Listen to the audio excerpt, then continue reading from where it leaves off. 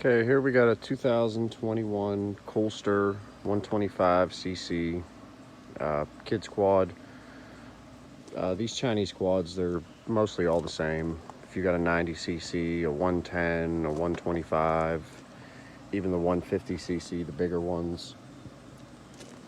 I just wanted to go over a couple things here that I've changed. So starting with, I changed the CDI box.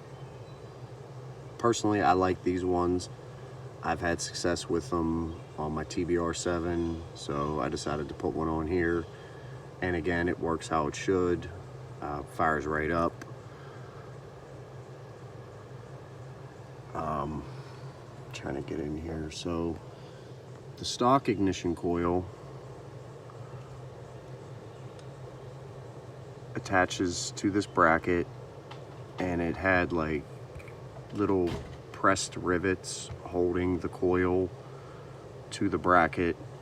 I just ground those down and swapped the coil.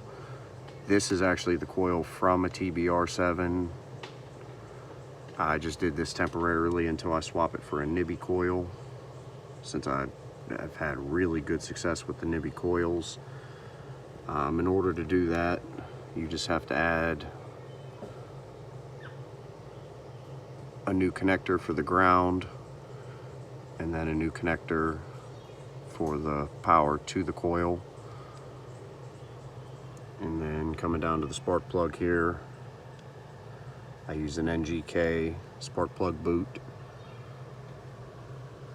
And then up here at the carburetor, I pulled off the stock carburetor and changed the jetting, since it had a 70 main jet, and that was way too lean. So I put a 90 main jet in. I tried an 88, that was pretty good, but it was a little lean, just a tiny little bit lean. So I put a 90 in, which ended up being just a hair rich in the mid-range. So I also changed the needle jet in here to an adjustable needle jet, since the stock one doesn't have any adjustment clips. You can shim them with a washer, but I had one here that fits, so I just went ahead and changed it.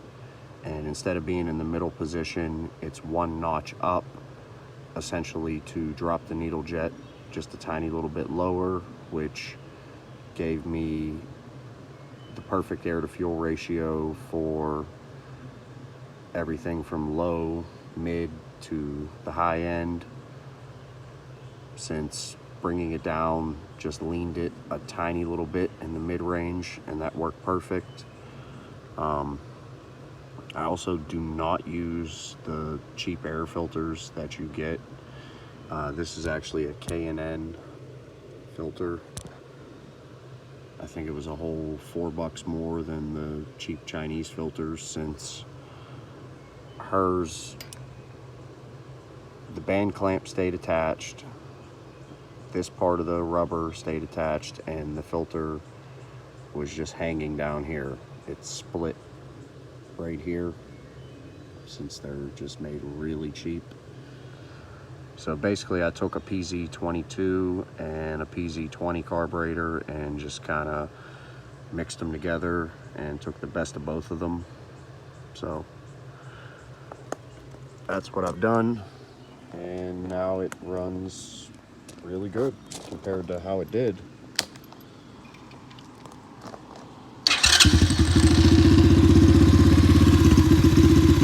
It fires right up. It's not lean anymore.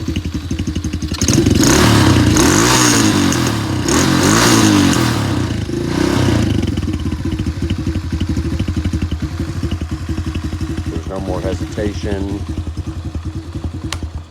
When you get on the throttle, it doesn't bog down. So that's it. You know, just a couple quick things you do. It'll get these quads running really good for years to come. I hope this helps somebody that got one of these quads, hits the throttle, and it just bogs down. or you go to fire it up with the choke on and it starts, and then whenever you turn the choke off, it essentially just dies unless you keep the choke on all the way or halfway. So if you have any questions, please let me know. Thanks for watching.